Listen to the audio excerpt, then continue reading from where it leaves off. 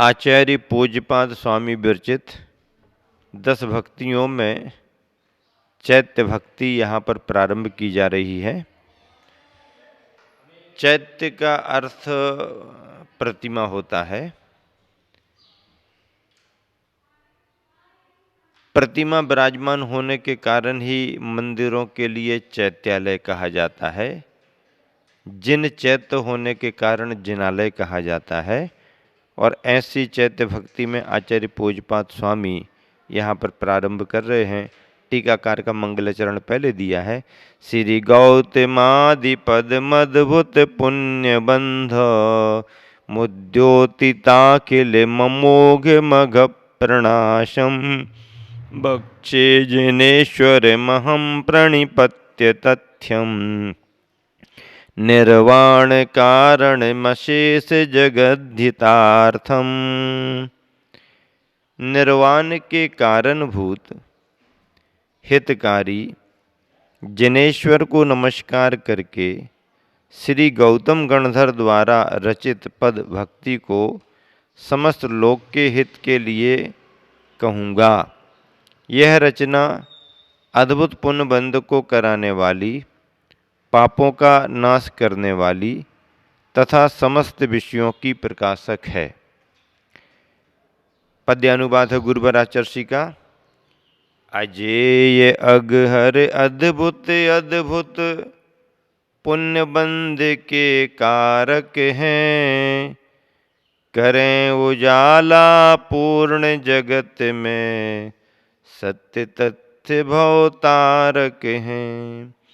गौतम पद को सन्मति पद को प्रणाम करके कहता हूँ, चैत्य बंदना जग का हित हो, जग के हित में रहता हूँ। अजेय अगहर अद्भुत अद्भुत पुण्य बंध के कारक हैं, करें उजाला पूर्ण जगत में सत्य तथ्य भवतारक हैं। गौतम पद को सन्मति पद को प्रणाम करके कहता हूँ, चैत्य वंदना जग का हित हो, जग के हित में रहता हूँ। इस तरह से यह प्रारंभिक मंगलाचरण प्रारंभिक श्लोक है। अब चैत्य भक्ति प्रारंभ होती है। जयति भगवान हे मां भोज प्रचार विजृंभिता, बमर मुकुट छायोद्गीर्ण प्रभा परिचुंबितौ, कलुषहृदया मानोद्भ्रांता परस्पर वैरिणः, विगत कलुषाः पादौ यस्य प्रपद्य विशस्वसु। जयति भगवान हेमां भोज प्रचार विजृंभिता, बमर मुकुट छायोद्गीर्ण प्रभा परिचुंबितौ, कलुषहृदया मानोद्भ्रांता परस्पर वैरिणः, विगत कलुषाः पादौ यस्य प्रपद्य विशस्वसु।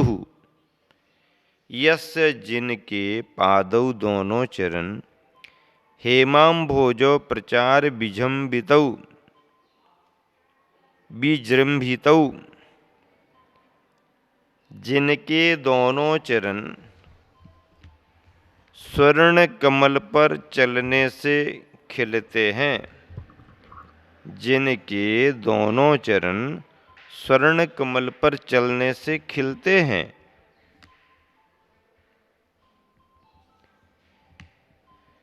अमर मुकुट छायोद्गीर्ण प्रभा परिचुंबितौ, जो देवों के मुकुटों की छाया से, जो देवों के मुकुटों की छाया से निकली प्रभा से युक्त हैं, जो देवों के मुकुटों की छाया से निकली प्रभा से युक्त हैं।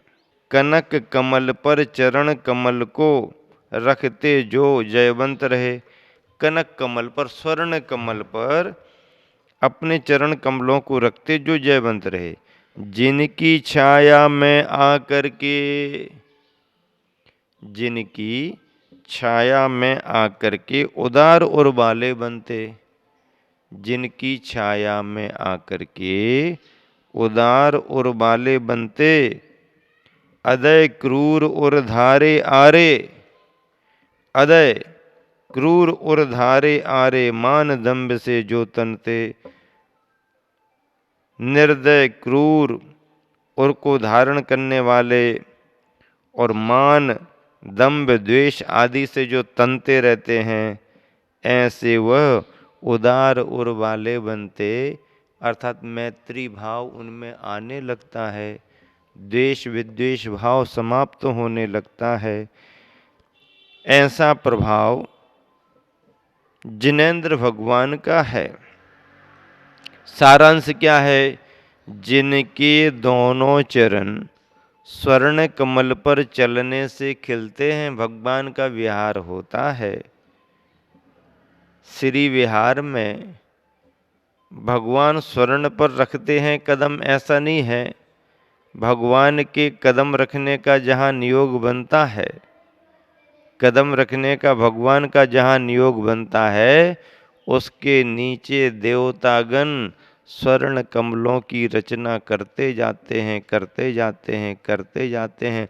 भगवान ये प्रतीक्षा नहीं करते हैं कि पहले स्वर्ण कमल की रचना करो फिर हम पैर रखेंगे। अरे चाहे तुम स्वर्ण कमल बनाओ चाहे ना बनाओ, भगवान के चरण तो अधर में ही रहते हैं, जमीन का स्पर्श ही नहीं करते हैं, अधर में रहते हैं। ऐसे चरण धरा का स्पर्श किए बगैर ही पादौ पदानि तौ यत्र जिनेन्द्र धत्ता पद्मानि तत्र, पद्मानि तत्र विबुधा परिकल्पयन्ति। क्यों लिखा गया ऐसे? भगवान बिहार में जहाँ जहाँ भी अपने कदम रखते हैं, वहाँ पर इंद्रादि देवगण स्वर्ण कमलों की रचना करते जाते हैं, करते जाते हैं, करते जाते हैं। चाहे स्वर्ण के कमल बनाओ, चाहे और किसी के कमल बनाओ, और चाहे कमल ना भी बनाओ, भगवान को क्या लेना देना। पर भगवान के केवल ज्ञान का अतिशय है, भगवान की पुण्य प्रकृति का प्रभाव है। पुण्य की प्रशस्त प्रकृतियां इस रूप में उदय में आती हैं कि भगवान के विहार में श्री संपन्न शोभा दिखाई देती है, श्री संपन्न शोभा दिखाई देती है। ऐसी शोभा के साथ जब भगवान विहार करते हैं, और क्या होता, जो देवों के मुकुटों की छाया से निकली प्रभा से युक्त हैं और उन चरणों को प्राप्त करके कलुषित हृदय वाले, मान से उद्भ्रांत, परस्पर बैरभाव वाले, पाप से रहित हो विश्वास करने लगते थे, विश्वास करने लगते थे, वह भगवान जयवंत रहे, वह भगवान जयवंत रहे। कितना बढ़िया पद्य किया है आचार्य ने। फिर से देखो, सुनो, भगवान की महिमा को गाते हुए आचार्य ने कैसा पद्य लिखा है। अमर मुकुट गत मणियाभा, जिनको सहलाती संत कहे, कनक कमल पर चरण कमल को रखते जो जयवंत रहे, जिनकी छाया में आकर के, क्या सुन रहे कि नहीं सुन रहे?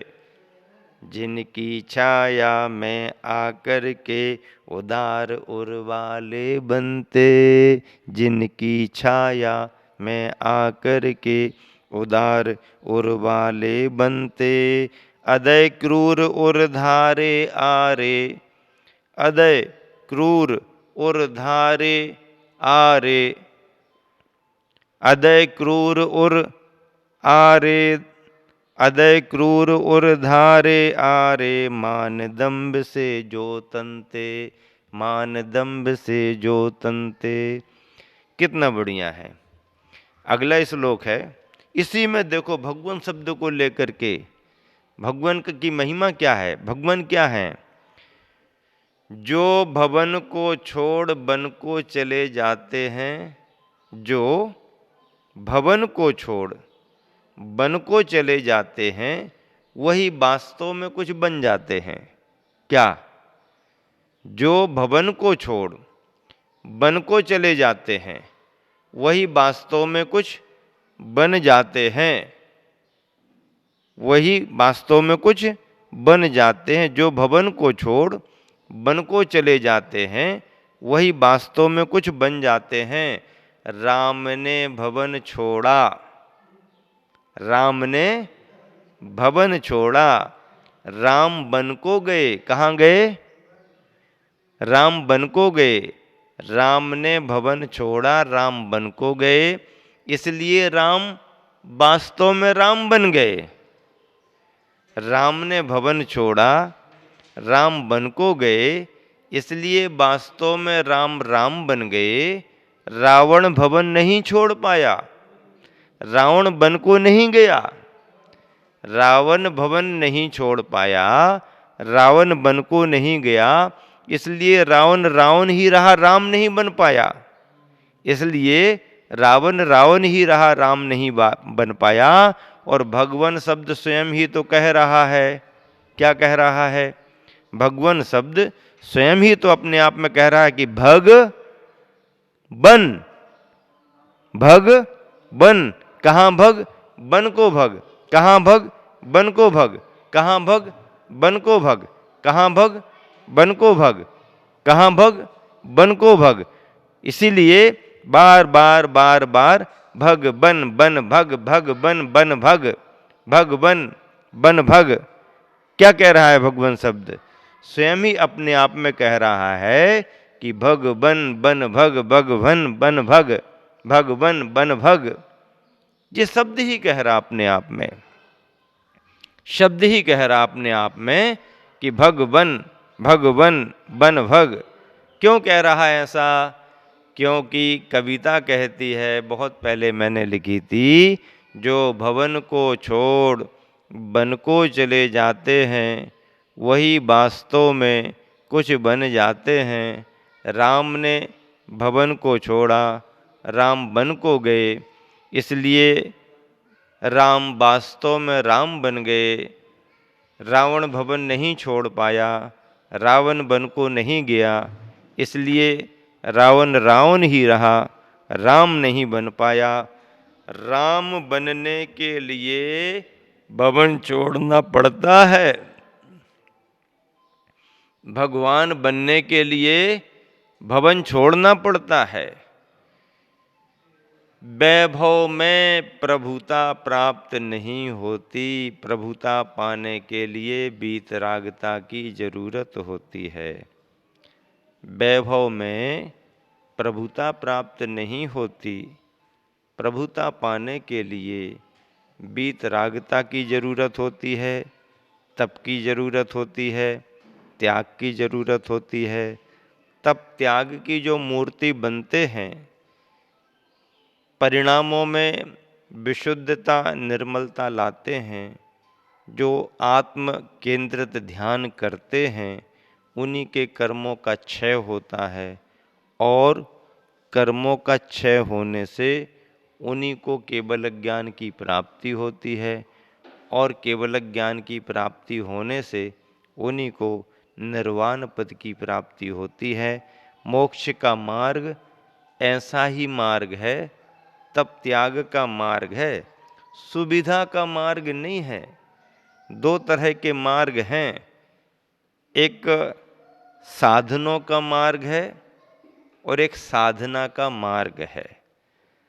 साधनों के मार्ग को गृहस्थ जन स्वीकार करते हैं और गृह त्यागी साधना के मार्ग को स्वीकार करते हैं। गृहस्थों की भूमिका में गृहस्थ साधन संपन्न होता है, ठीक है, उसकी भूमिका है, लेकिन गृह त्यागी जो होता है उसकी शोभा तब त्याग से होती है। उसकी शोभा किससे होती है? तब त्याग से होती है। यहाँ पर जो सुन रहे हैं वो सब स्वाध्यायी लोग हैं, महाराष्ट्र से आए हुए हैं। अनूप दोनगांवकर स्वाध्यायी विद्वान हैं, उनके साथ गोधा जी भी बैठे हुए हैं, जालना वाले हैं। प्रशांत संगई एक प्रामाणिक और बहुत पुराने संगई परिवार से संबंध रखते हैं। सीता संगई स्कूल इतना बड़ा उनका चलता रहता है। अंजनगांव सुरजी महाराष्ट्र से हैं। ये सभी कुंडलपुर की वंदना करने आए और क्षेत्रों की वंदना करते हुए आज हमारे पास यहाँ पर उपस्थित हैं। बहुत अच्छा। मैं तो यही प्रेरणा देता हूँ कि कोई व्यक्ति कहीं भी रहे, स्वाध्याय से जुड़ा रहे, तत्व ज्ञान करता रहे, क्योंकि जब अनुकूलता होगी तब करेंगे, लेकिन समझना शुरू तो करें। शुरुआत कहीं से तो हो। जब तक हम समझेंगे नहीं तब तक हम शुरुआत कैसे करेंगे? और समझने के पहले सुनना पड़ता है, और सुनने के लिए बड़ी दुर्लभता से अवसर लेना पड़ता है। पुण्य के योग से गुरुओं का सानिध्य मिलता है। पुण्य के योग से सानिध्य मिलने पर सुनने का अवसर मिलता है। सुनना भी कठिन है, सुन करके समझना और ज़्यादा कठिन है। समझ लिया है तो शाम तक याद रखना और कठिन है। शाम तक याद रख लिया है तो अगले दिन तक वो याद बना रहे, ये और कठिन हो जाता है। यदि हमने उसकी धारणा बना ली, कभी भी हो बटन दबाओ, स्मृति में पूरा निकल करके आ जाए, फिर उसको अपने जीवन का अंग बनाना, दिनचर्या बनाना और ज़्यादा कठिन है। संक्षेप में यही कहना चाहता हूँ आप सभी से कि आप सभी लोग यहाँ निरंतर ऐसा धर्म लाभ लेते रहें, और जो भी परंपरा से, पूर्वजों से, गुरुओं से तत्व की बात, धर्म की बात मिली है, भले ही गृहस्थ हो, गृहस्थी में हो, या गृहस्थ बनने के लिए, आशीर्वाद लेने के लिए आए हुए हैं, तो उनको भी परंपरा से देव सास गुरु की भक्ति करना है। संस्कारवान परिवार ऐसे ही संस्कारों को पाने की भावना से क्षेत्रों पर मुनियों गुरुओं के पास आते हैं। हमारा बहुत बहुत आशीर्वाद। ये हमारा स्वाध्याय चल रहा है, और इस स्वाध्याय में आचार्य पूज्यपाद स्वामी ने संस्कृत की जो भक्तियाँ लिखी हैं, चैत्य भक्ति का प्रकरण है। चैत्यों की महिमा गुरुवर आचार्य ने बतलाई है। इसी शुभ भावना से विराम देता हूँ। महावीर भगवान की।